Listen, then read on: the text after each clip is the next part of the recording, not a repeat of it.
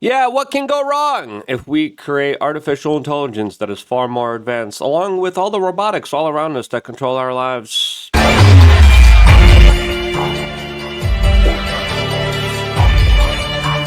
Yeah, nothing could go wrong. Nothing to see here.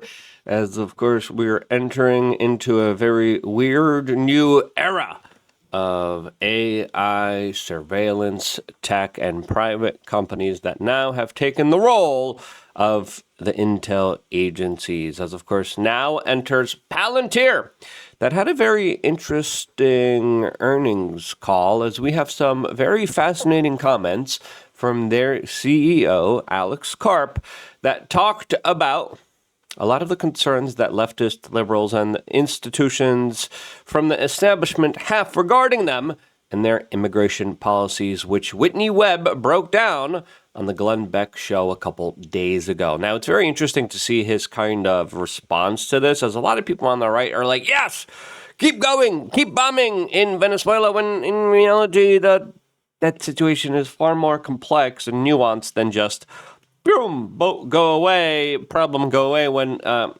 that's not actually what's going on here. As there's some very interesting news surrounding also the stocks of Palantir. They're going up, they're going down, as some people are saying they are a bubble.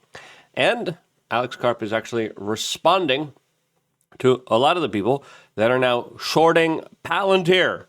You're shorting a stock from a company that is a contractor that essentially took a lot of the jobs from the CIA. What in the world's going on here? Well, we're going to be talking about that and a lot more all here on this independent media broadcast. And if you appreciate our ability to be put on the deposition matrix, our ability to be able to speak up against a lot of this crazy insanity, subscribe, click the notification button. We greatly appreciate all the time that you will spend with us in the digital gulags. Anyway, there it is. The robots are coming.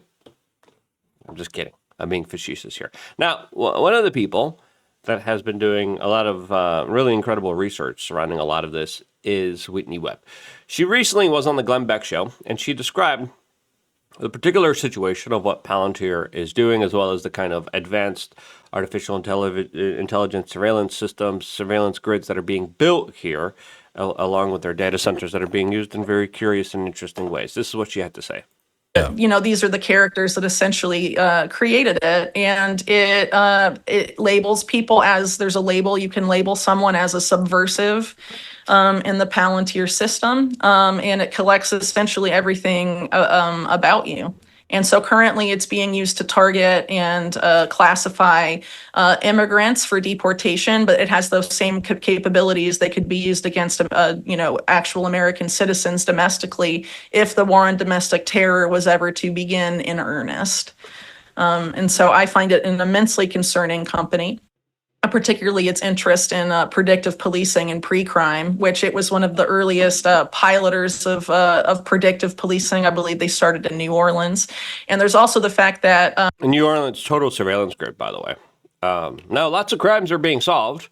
Lots of murders are being solved here. But if you're persona non grata, or if you have any kind of open warrants, by the way, I do not recommend going to New Orleans. Their facial recognition AI tech is very advanced, and they're able, through the huge crowds of people walking around, even during all of their kind of major kind of mass celebrations, they're able to significantly set up this kind of no-go zone for a lot of criminals, for a lot of people that have warrants, for a lot of people that are automatically pinpointed, found, the identification automatically pinged with all of the other databases out there that say, oh, this guy, yeah, he has a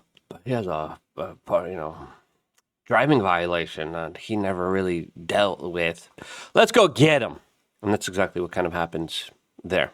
The co-founder of Palantir, Peter Thiel, was relatively dishonest, I would argue, about his meetings with Jeffrey Epstein. Yeah, we still don't know exactly what happened there. As of course now we have Alex Karp during his kind of earnings call that very interestingly said a lot of things about the kind of financial future of his company, talking about 10xing it. But when this surveillance company starts talking about policies that support the president of the United States and his immigration policies, you start to wonder, what's really going on here?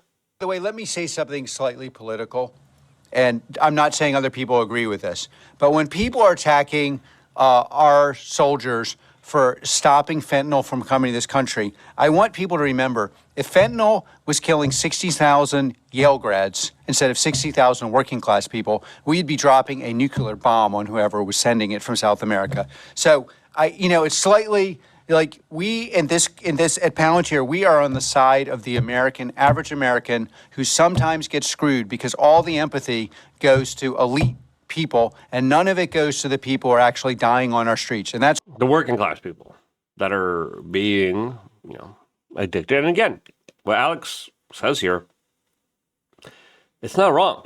A lot of people are affected by substance abuse, usually a lot of poorer blue-collar people, especially now with the substance abuse becoming more and more lethal. I mean, a lot of elites are affected by it too. There are other crazy cases of the former YouTube CEO whose own son passed away from fentanyl in college when he was experimenting with drugs, and he passed away of a drug overdose. This is a situation that a lot of people are dealing with more and more in very devastating ways. And I think, the conversation should go all the way back towards the opioid epidemic, which was a kind of systemic attack on the blue-collar, middle-class Americans as doctors and medical professionals preyed on people's pain, on people's weaknesses, and then, of course, exploited it, creating essentially this opioid epidemic that now kind of led into this fentanyl epidemic. And listen, when the blue-collar people get wrecked and destroyed, no one really cares. Let's just be honest with ourselves. Donald Trump is the president that has come out and said, yeah, I'm going to do something about this. Now, again, there's nuanced conversations here because we have DC Drano making a point here that I think is a little bit incorrect here. But when it comes to Palantir saying, look, we're trying to make sure people don't die of fentanyl, that's an issue that a lot of people are like, yeah, whatever, we don't care about. But that's an important issue. That's an issue that I think is worth fighting. Is it an issue worth giving up our personal freedoms and liberties for? That is the bigger nuanced kind of deep down the rabbit hole question that I personally would push back on a little bit. That's why, it's like when you have an open border, it means that the average poor American earns less. I know my fellow... And that's an important aspect here. And he's speaking out against leftist liberal politics. Of course, this guy, a lot of people believe, as kind of a leftist liberal.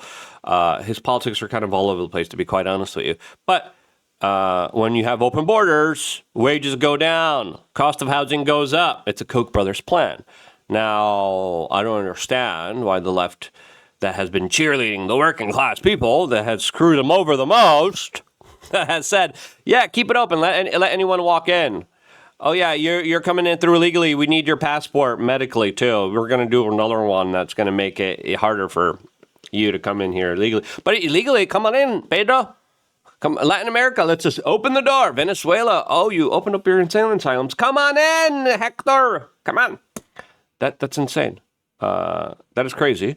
And what clearly Alex Karp and Palantir are trying to say here is like, look, we got to fight this immigration, because when we fight this immigration, we actually fight for the working class. We stop the fentanyl. We stop wages from going down. We stop the American blue-collar working class being exploited. Very nuanced kind of particular points here being made that are important to think about. Progressives believe having an open border is going to make things, but that's because they're actually repping elite people instead of the working class. Yeah, Koch brothers and others, elites like the George Soroses, and other type of mega billionaires out there that are saying, yeah, open borders, great. Yeah, cheap labor, slave labor, awesome. I love slave labor. Give it to me. Give it to me. And let's be honest, a lot of leftist, liberal, sanctuary cities have exploited the system in order to get more congressional representation, in order to push more of their woke agenda, in order to destroy more of the working class people that, whenever they did fall on hard times, a lot of the resources that were usually there to help them are no longer there, because they're there for Juan and Hector, the new guys that they're allowing in, to bolster up their congressional representation. Now, before playing this full video and going into some of the stock stuff and some of the other stuff that Whitney Webb had to say about Palantir, which I think is important, we wanted to remind you, just really quickly, you could support us by going to wearechange.shop and you could check out our great, incredible, amazing supplements. One of the supplements that is our best-selling supplement is creatine. A lot of people don't tell you where they get their creatine. We get ours from Germany. If they don't tell you where they get it from, don't trust it. That's just my personal rule, and I don't. There's a lot of scammers, a lot of people selling you all sorts of weird stuff that isn't really tested. Our stuff, 99.99% pure from the best source possible. 2-month supply, $53, and creatine is absolutely amazing. We got some MMA reports talking about how Islam Makhachev says he just started to use creatine for the first time, and that quote, he felt the benefits, saying that it helps him recover, it helps his strength, and helps him even in gaining sizes. Of course, he's moving up in weight to fight for the UFC championship soon. I can't wait to see that fight. Anyway, lots of combat sports people use creatine mainly because it also helps with a lot of early preliminary studies, highlights how it helps people with brain injuries. And if you're constantly getting hit in the head, you want to make sure you have the best support you got. Some people use creatine in order to help them with their brain injuries. Some people report that it actually helps them. Will it help you? Talk to your medical professional before putting anything into your own body. Do your own homework, do your own research. wearechange.shop. This stuff, absolutely incredible, absolutely great. I got some here on my desk right now. And I really do enjoy taking creatine. I have definitely, everything has increased in my life ever since I started taking creatine. And it is the kind of secret sauce behind this autistic spurging of a YouTube channel. So, wearechange.shop. Anyway, let's play the rest of this clip from Alex Karp here, who definitely is very opinionated, who definitely doesn't hold anything back, but it's kind of very nuanced conversation, especially in light of what they're doing, is kind of important to think about. And the same thing in South America, it's like, to believe our Constitution does not give us a right to stop 60,000 deaths a year of working class men and women is insane. And this country is right to stop that. And I am very proud. I don't know all the efforts we're involved in, but to the extent we're involved in these efforts, I and most Palantirians are very proud of this. So, very proud of their immigration work. Again, he's like, I don't even know exactly what we're doing. I would want to know. Because essentially they're the contractors for the Central Intelligence Agencies. A lot of people are being wrecked. A lot of people are being destroyed. And a lot of people on the left aren't smart and comprehensive enough to really understand the long-term consequences of open borders. They're just like, open the borders. Make California Mexico again. I'll trade it. Yeah. Let's make a trade. Anyway, people don't also understand the unfair advantages that happen to a lot of the countries and their brain drain when they get some of their most skilled, hardworking people and they kick them out of the country. DC Drano responded to this saying, fentanyl was, he quoted Alex Karp here. He's saying, that's truth. Keep bombing the narco boats. Now, listen, if we're going to be making that kind of argument here, right, you got to go to Mexico, right? Venezuela, that's just one country that predominantly does cocaine. Now they have some ties to China. Well, so does Peru. Peru just built a huge port for the Chinese that's now going to be competitive against the United States and their LA port.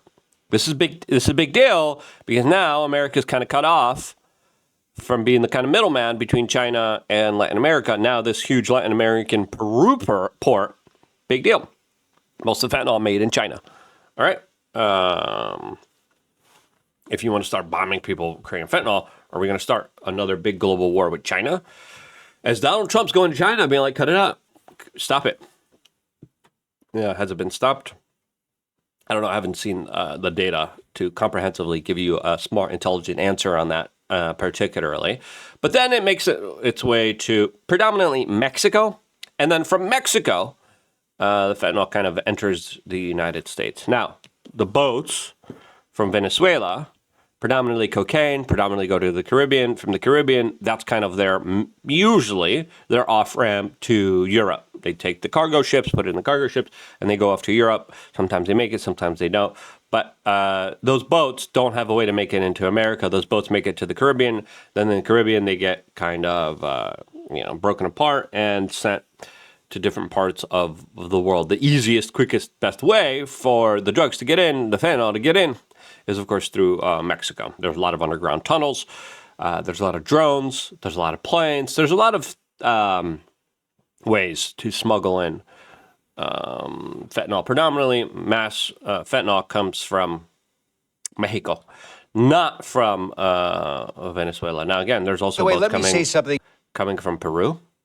There's also boats coming from Colombia. You think Venezuela's bad? Wait until you learn about Colombia. This is right now. There's some very interesting movements being made with Palantir in the stock market, as of course Palantir stock has risen a lot within the last few days. CNBC News talks about how it has risen 1,700% since it debuted 5 years ago, as they have achieved massive gains. But some people are saying, as Wall Street, as Yahoo Finance is reporting, that Wall Street is seeing trouble ahead, as there are some people talking about how companies like Palantir and Nvidia could be bubbles, could be overvalued. Now, we had Alex Karp talking about how the value of his country, I believe, correct me if I'm wrong, said it's going to go up 10 times.